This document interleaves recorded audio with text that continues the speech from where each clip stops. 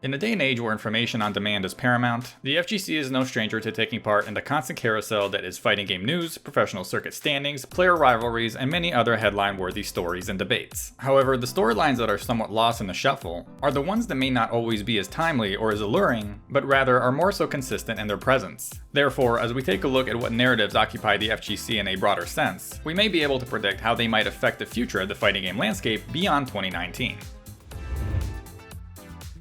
It's been a theme that has been in constant mention in the FGC predominantly since the release of Street Fighter V in early 2016. While the trend itself cannot be placed solely on Street Fighter V's shoulders to bear, the game's history since release is possible proof of concept. Throughout the long competitive tenure of Street Fighter IV, the majority of high-stake tournaments were dominated by names of players whom asserted themselves as the most skillful. While there were instances of upsets on seldom occasions, it was because of the consistency of the top players separating from the pack that we could appreciate the moments when those who were expected to lose overcame the odds. However, if history notes anything in the particular case of Street Fighter V, is that top position is in fact much more volatile of a state than it has been traditionally. The structure of the game from a technical sense has been documented to allow for more possibilities of upsets, and a smaller window for previous top players to demonstrate an ability of separating from the pack with a reliance on legacy skill. Therefore, monumental moments during the Street Fighter IV era, such as Bonchan losing to BJ Unchained at NCR 2015, had more so of a meaningful impact compared to Dogura and Phenom falling in the early pool stages of CEO 2019, yet turning around to make top 3 at the very next major at Game Over 2019. However, as a counter-argument, it could be simply suggested that while the skill gap may have closed in the case of Street Fighter V, it wasn't due to the fact of oversimplification of mechanics, but rather that the new player pool ascended to match and even overtake the skill of the legacy player pool. Though, as previously mentioned, the trend of closing of the skill gap has not only been demonstrated with Street Fighter V. Games like Tekken 7, BlazBlue Cross Tag Battle, Dragon Ball FighterZ, and others have also experimented with the idea in some capacity. Yet, it is important to note that while the want for parity is healthy in fighting games, the result of volatility is not. It is unclear how the future of game development and creative design continues to trend from this point forward in the FGC. The answer may perhaps lie in the sustained popularity of games that demonstrate one design or another, though until that point is reached, the debate of whether fighting games should close the skill gap will continue to be echoed throughout the FGC.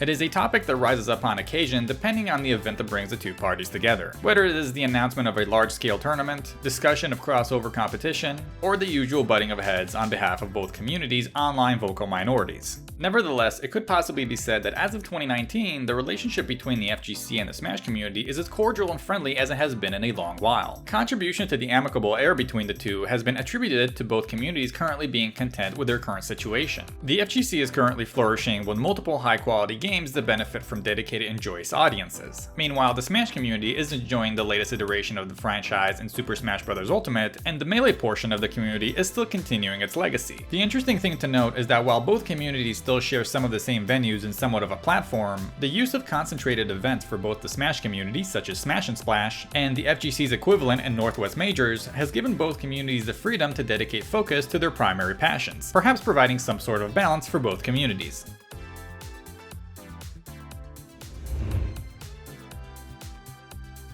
It's been discussed almost ad nauseum. However, considering that the era that the FGC is currently inhabiting could be labeled as the quote-unquote esports era, the advantages and disadvantages of esports have to constantly be weighed accordingly in order to better future direction. There is no argument that the esports movement in competitive fighting games has played a large hand in providing opportunities to competitors, tournament organizers, and influencers that were simply non-existent prior to its arrival. Though the esports movement has transformed the FGC into what we know it to be today, it did not come without sacrifice. As previously mentioned, fighting games experimenting with closing the skill gap could be linked directly as a form of creating more of an accessible esports product. Other initial concerns which eventually became a reality were examples of smaller scale sponsors getting pushed out and trade for larger companies using the platform for marketing, as well as the loss of certain iconic FGC members whom either didn't believe in the direction of esports or were simply mistreated by the industry. However, excluding some censorship and more of a business-like approach with regards to the presentation side of things, the aspect that should perhaps be looked at the closest with regards to the future of esports is its potential oversaturation.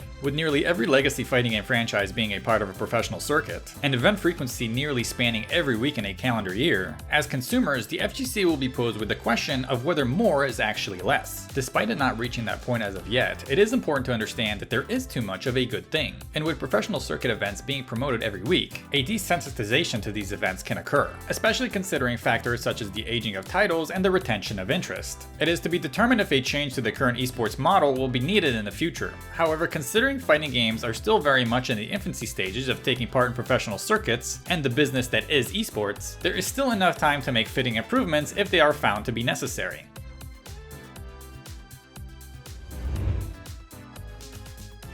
Women participating in fighting games is not a new concept, therefore labeling this narrative as the arrival of women in the FGC would be inaccurate. However, the exposure of more women in fighting games in recent years is more so fitting of a narrative. With the esports movement providing more opportunities, it is by no surprise that high-level female competitors have been taking notice by sponsors and professional teams in the same way male competitors have. The encouraging aspect of this narrative, along with its potential to continue to trend in more growth, is that while more female competitors, be it veterans or newcomers, have become more so recognized figures in the FGC, it is predominantly due to their competitive skills. While they are fewer in numbers, women in the FGC have shown that they are not only elite as female competitors, but rather just elite as competitors. It is to be seen if more women grasp the opportunities currently available in the fighting game landscape. However, if nothing else, the current outlook of women in the FGC looks quite promising.